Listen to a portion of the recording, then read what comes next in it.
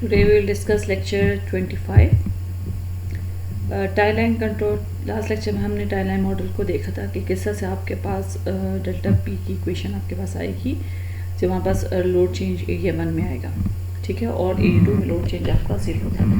अभी हम इसका कंट्रोल देखेंगे। सबसे पहले तो आप थोड़ा सा ये देखें कि क्यों ज़रूरत है हमें टाई लाइन की। देखिए, जब भी आप टू यूटिलिटीज़ को इंटरकनेक्ट करते हैं तो उसके बहुत से एडवांटेजेस होते हैं। सबसे पहले ये है कि जब भी आपने टू यूटिलिटीज इंटरकनेक्ट करना है या तो आप उससे पावर लेंगे या उसको पावर देंगे, ठीक है। मीन्स कि आपने या बाय करनी होगी पावर या आपने सेल करनी है विद नेबरिंग सिस्टम्स। और इस तरीके से आप करेंगे कि उसका आपको प्रॉफिट हो। फॉर एग्जाम्पल, अगर आप बाय करेंगे तो भी आपको जो है वो उसका एडवांटेज हो, कॉस्ट लो कॉस्ट हो, और अगर आप उनको सेल करना चाहेंगे तो आपको वो प्रॉफिट दे।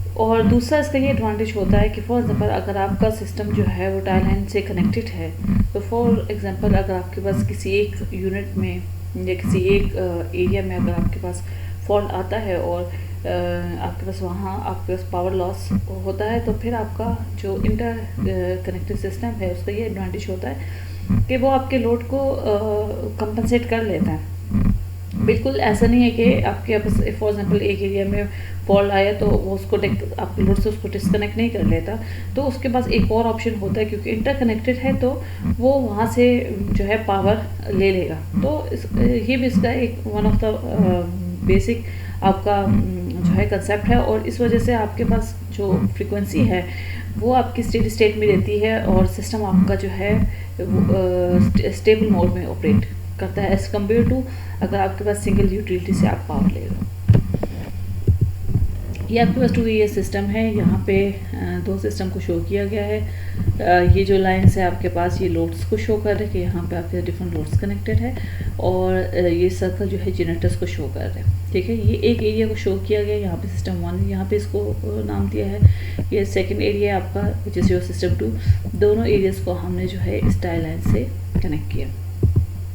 अब यहाँ पे देखिए थोड़ा सा एक सिनेरियो क्रिएट किया गया है, एक हाइपोथेटिकल सिचुएशन जो है वो क्रिएट की गई है जस्ट टू सी थिंग्स कि किस तरह से आपको कंट्रोल करना है और क्यों आपको कंट्रोल करने की ज़रूरत पड़ रही है। तो हाइपोथेटिकल सिचुएशन इस तरह से है कि प्रीवियस स्लाइड में आपने देखा था कि 2 हमारे पास एरियाज़ थे, तो यहाँ पे वो एज्यूम कर रहा है कि फॉर एग्जांपल हमारे पास दोनों एरियाज़ में जो है सिंगल जनरेटिंग यूनिट्स लगे हुए हैं, ठीक है, और दोनों की करेक्टरिस्टिक्स सेम है with equal generation load characteristics. अब इक्वल लोड और जनरेशन करेक्टरिस्टिक्स आपके पास क्या होगा, R1 = R2 हो जाएगा और D1 = D2 हो जाएगा, ठीक है।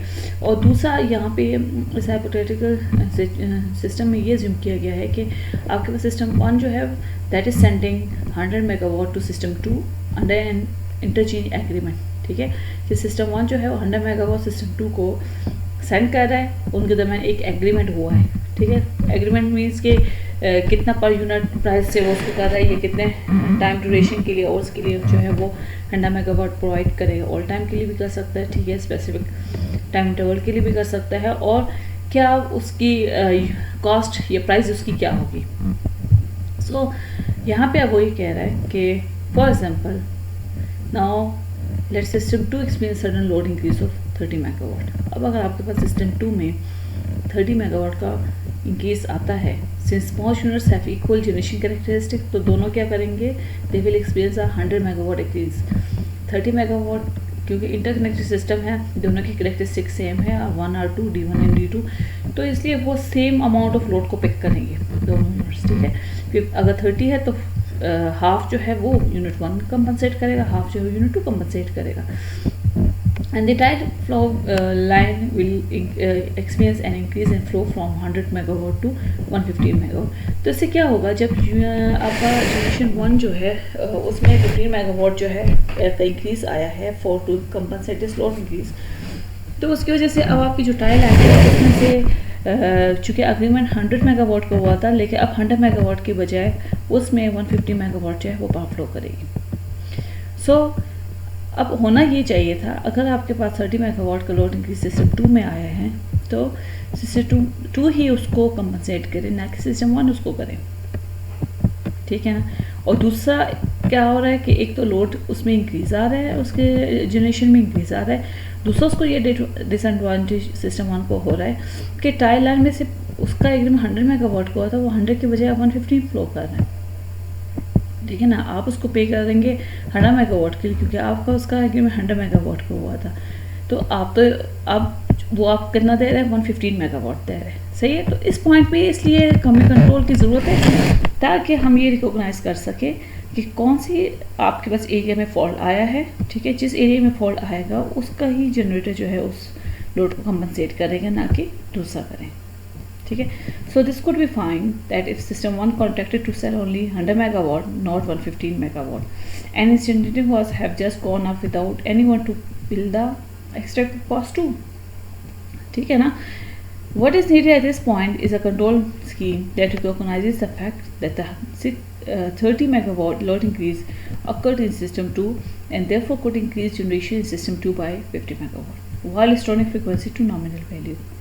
It could also restore generation system 1 to its output before the load increase occurred, ठीक है। ये वही बातें हैं जो कि मैंने अभी आपको एक्सप्लेन किया है। इसको यहाँ पे आप पढ़ भी सकते हैं यहाँ से उसको। सो उसके लिए अब इस कंट्रोल मैकेनिज्म के लिए कि कैसे आपको पता चलेगा कि इस एरिया में आपके पास फॉल्ट आया है, सो उसके लिए हमें दो इन्फॉर्मेशन चाहिए होंगी, ठीक है। एक आपके पास सिस्टम की फ्रीक्वेंसी का पता हो आपको, दूसरा net power flowing in and out over the tie lines, इसका आपको पता हो, ठीक है। इन दोनों इन्फॉर्मेशन की बेसिस पे आप जो है अपना कंट्रोल मैकेनिज्म डिफाइन करेंगे। और हम किस तरह से डिफाइन करेंगे, किस तरह से आपको पता चलेगा कि कौन सी एरिया में फॉल्ट आया है, कौन से में नहीं आया है। तो ये दो वो पॉइंट्स है जिसके थ्रू हमें पता चलेगा। फ्रीक्वेंसी डिक्रीज, अगर फ्रीक्वेंसी में डिक्रीज आ गया आपके पास, net interchange power leaving the system increased, a lot increase has occurred outside the system, ठीक है। पहले जो है कम पावर उसमें से फ्लो थी, अब वो ज़्यादा उसमें से पावर जो है वो डिलीवर कर रही है, सेंड कर रहा है। तो इसका मतलब ये होकर लोड इंक्रीज जो है वो दूसरे सिस्टम में है।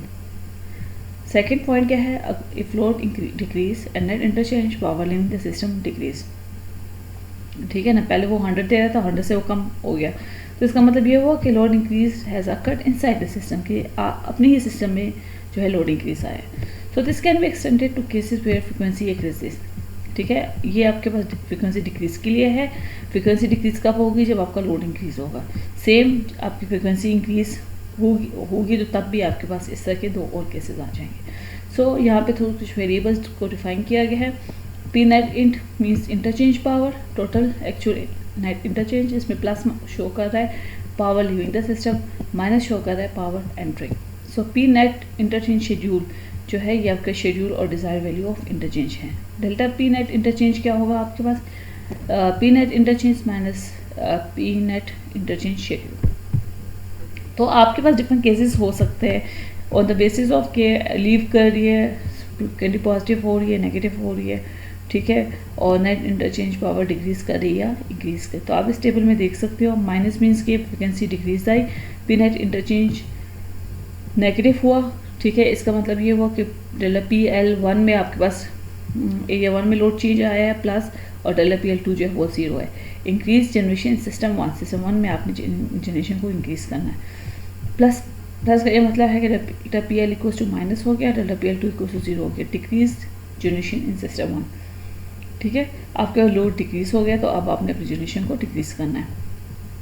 फ्रीक्वेंसी अगर आपके पास नेगेटिव हो जाए और जो नेट पावर इंटरचेंज है ये प्लस हो जाए तो डेल्टा पी एल 1 0 हो जाएगा आपके पास। डेल्टा पी एल 2 में लोड आपका इंक्रीज आया है, सो आपने क्या करना होगा, आपने इंक्रीज करनी है जनरेशन 2 में पावर को इंक्रीज करनी है। Same for plus and minus हो रहे हैं, सो delta P L 1 will be 0 लेकिन delta P L 2 will be minus. आपने जनरेशन को सिस्टम 2 में आपने जनरेशन को डिक्रीज करना है। सो यहाँ पे डेल्टा पी एल जो है ये लोड चेंज इन एरिया 1 को शो कर रहा है, और डेल्टा पी एल 2 जो है लोड चेंज इन एरिया 2 को शो कर रहा है।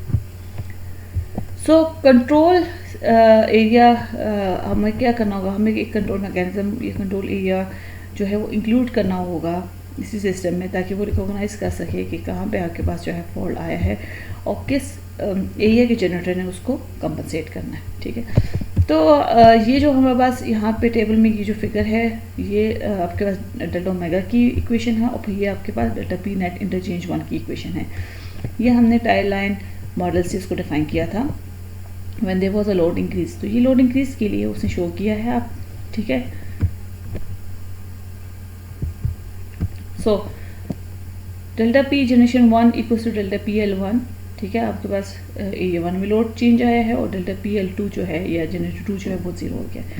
सो यहाँ पे the required change in generation historically called the area control error, ACE। Shortly इसको आप ACE कहते हैं।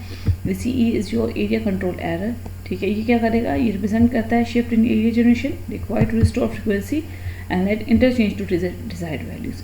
ये आपके पास ACE की इक्वेशन है। एरिया 1 के लिए आपके पास है minus delta P net interchange 1 minus B1 delta omega. ACE 2 की इक्वेशन है minus delta P net interchange 2 minus B2 delta omega. B1 B2 आपके पास फ्रीक्वेंसी बाइस फैक्टर्स है जिनकी वैल्यू है B1 equals to 1/R1 plus D1, B2 आपके पास है 1/R2 प्लस D2। सो जब आप प्रीवियस इक्वेशन में minus delta P net interchange 1 की और B1 की वैल्यू पुट करेंगे तो आपके पास ACE1 आएगा plus delta P L 1 1/R2 plus D2 divided by 1/R1 plus 1/R2 plus D2 plus D2। इस तरह B1 की आप वैल्यू पुट करेंगे 1/R1 प्लस D1, और ये आपके पास जो है उसकी वैल्यू आ जाएगी, डेल्टा ओमेगा की वैल्यू आ जाएगी, ठीक है। So this will be equals to delta P L 1, ठीक है। और ACE2 उसी तरह आपने जो है वैल्यूज पुट करनी है। डेल्टा ओमेगा की वैल्यू है, B2 की वैल्यू है, और डेल्टा पी नेट इंटरचेंज की वैल्यू है। So this will be equals to, यहाँ पे आप इसको इक्वल टू 0 पुट करेंगे क्योंकि लोड इंक्रीज आपके पास एरिया 1 में आया है, एरिया 2 में आपने इसको क्या कर लेना है, 0 कर लेना है। सो इस तरीके से आपने जो है इसको कंट्रोल मैकेनिज्म के थ्रू आपने इन इक्वेशन को यू लेना है। अगर आपके पास फॉर एग्जाम्पल A2 में लोड इंक्रीज आता तो फिर आप इसको डेल्टा पी एल 2 करते और ACE1 को आप 0 करके इन इक्वेशंस को सॉल्व करते हैं। ये आपके पास उसकी जो है मॉडल है, इसमें एरिया कंट्रोल एरर को बीच में ऐड किया गया है विद बाइस फैक्टर V1 और ACE2 विद बाइस फैक्टर B2, ठीक है। ये आपका डेल्टा पी नेट इंटरचेंज 1 है, ये आपका minus delta P net interchange 2 है। बाकी वही मॉडल है आपके पास, गवर्नर मॉडल है आपके पास, टाइम लाइन मॉडल है, लोड मॉडल है, ठीक है, और जनरेटर मॉडल है, ये उसका है, लेकिन साथ में यहाँ पे एरिया कंट्रोल एरर को बीच में ऐड किया गया। Okay, thank you so much.